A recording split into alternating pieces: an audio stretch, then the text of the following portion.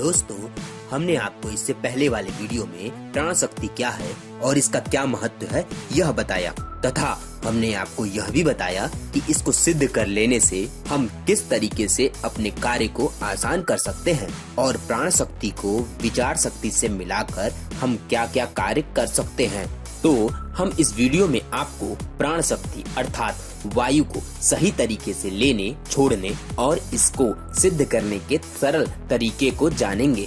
प्राण पर हम धीरे धीरे ही काबू कर सकते हैं, इसलिए प्रारंभ में जहाँ तक हो सके हमें पूरी और गहरी सांस लेनी चाहिए। क्या आपको पता है, जो श्वास हम लेते हैं उससे फेफड़े का 1/4 भाग भी नहीं फूलता है और अगर हम लगातार श्वास लेने का अभ्यास करेंगे तो कुछ दिनों बाद जाकर फेफड़े का 1/4 भाग फूलता है, अर्थात 1/4 भाग में वायु पहुंच पाता है।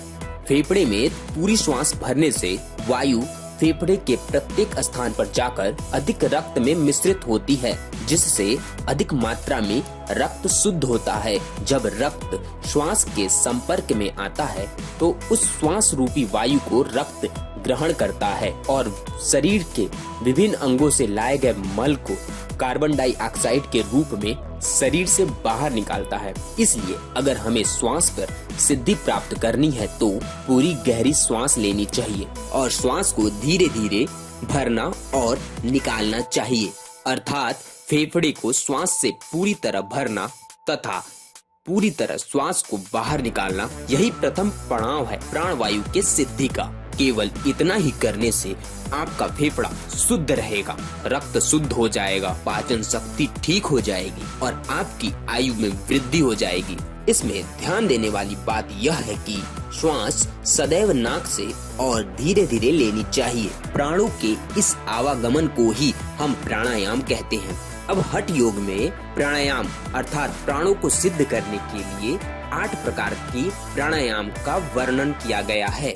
सूर्यवेदी, उज्जाई, सितकारी, शीतली, भस्त्रिका, भ्रामरी, मूर्छा एवं प्लावनी। तो दोस्तों, आइए इसे क्रम से जानते हैं कि इसे कैसे किया जाता है। सूर्यभेदी प्राणायाम।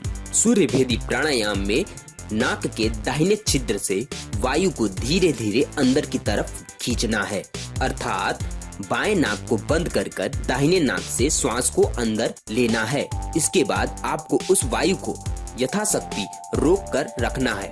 फिर आप बाएं नाक से ही श्वास को धीरे धीरे बाहर निकालेंगे, वापस दाहिने नाक से ही श्वास लें। यह प्रक्रिया बार बार करनी है। दाहिने नाक से श्वास लेकर रोकना और फिर बाएं नाक से श्वास को छोड़ देना। इस प्राणायाम को करने से हमारे शरीर में अत्यधिक ऊर्जा प्राप्त हो जाती है। यहाँ पे हम दाहिने नाक को एक्टिव कर रहे हैं, इसलिए हमारी शरीर की ऊर्जा से गर्मी उत्पन्न हो जाएगी। इसलिए इस सूर्यभेदी प्राणायाम को हमेशा ठंडे वातावरण में करना चाहिए। उज्जाई प्राणायाम। उज्जाई प्राणायाम में आपको श्वास नाक के दोनों छिद्रों से धीरे धीरे अंदर लेना है। इसके बाद श्वास को रोक कर रखना है, जितने देर आप रोक सकते हैं। फिर श्वास को दाहिने नाक को बंद करके बाएं नाक से श्वास को बाहर निकालना है। इस प्राणायाम से आपकी आवाज मधुर और आपकी भूख में वृद्धि हो जाएगी। इस प्राणायाम को आप कभी भी कर सकते हैं। सितकारी प्राणायाम। सितकारी प्राणायाम में दोनों दांतों को एक दूसरे में चिपकाकर अपने जीभ को दांतों के पीछे पूरी तरीके से ढककर श्वास को अंदर की तरफ धीरे धीरे ग्रहण करना है। श्वास को जब आप मुख से लेंगे तो श्वास सी सी की ध्वनि करते हुए मुख के अंदर जाती है। श्वास को पूरी तरीके से भर लेने के बाद श्वास को नाक से बाहर निकाल देना होता है। इस प्राणायाम को करने से हमारा शरीर संतुलित हो जाता है। न अधिक भूख लगती है और न ही अधिक प्यास लगती है, न अधिक निद्रा आती है और न ही आलस्य रहता है। इस प्राणायाम से हमारे शरीर को ठंडे का एहसास होने लगता है, इसलिए इस प्राणायाम को ठंड के समय ज्यादा नहीं करनी चाहिए। शीतली प्राणायाम। शीतली प्राणायाम में अपने जीभ को कुछ इस प्रकार कर श्वास को मुख से धीरे धीरे अंदर की तरफ लेना है, फिर उसे रोक कर रखना है। श्वास को बाहर निकालते समय हमेशा नाक का ही प्रयोग करें, मुख से श्वास को बाहर नहीं निकालना है। इस प्राणायाम से हमारे शरीर में जल्द ही ठंड का एहसास होने लगता है। इसको लगातार अभ्यास करने से आपको कफ की प्रॉब्लम तथा एसिडिटी के प्रॉब्लम से हमेशा के लिए छुटकारा मिल जाएगा। इस प्राणायाम को ठंडे वातावरण में नहीं करना चाहिए। भस्त्रिका प्राणायाम। भस्त्रिका प्राणायाम को हमेशा पद्मासन में ही करना चाहिए। पद्मासन अर्थात दोनों पैरों को एक दूसरे के ऊपर रखना। अब नाक से श्वास को तीव्र गति से बाहर की तरफ निकालना है, अर्थात तेजी से पूरी वायु को बाहर फेंकनी है। इसके बाद पुनः श्वास को तीव्रता पूर्वक अंदर ग्रहण करना है। इस प्राणायाम को गुरु के समक्ष करना ज्यादा ही उचित होता है, इसलिए हो सके तो गुरु के आदेशानुसार ही इस प्रक्रिया को करें। इस प्राणायाम का सबसे महत्वपूर्ण लाभ यह है कि श्वास द्वारा आपका शरीर बहुत अधिक ऊर्जा ग्रहण कर लेता है। यही एक ऐसा प्राणायाम है जिससे हमारे तीनों दोष कफ, पित्त एवं वात तीनों दूर होते हैं। भ्रामरी प्राणायाम। भ्रामरी प्राणायाम में मकार शब्द का तीव्रता से ध्वनि करनी चाहिए।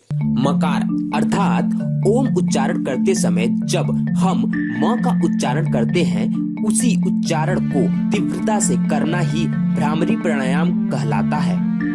इस प्राणायाम को करते समय कुछ लोग कान और आंख को अपने अंगुलियों से बंद करते हैं, कुछ इस प्रकार।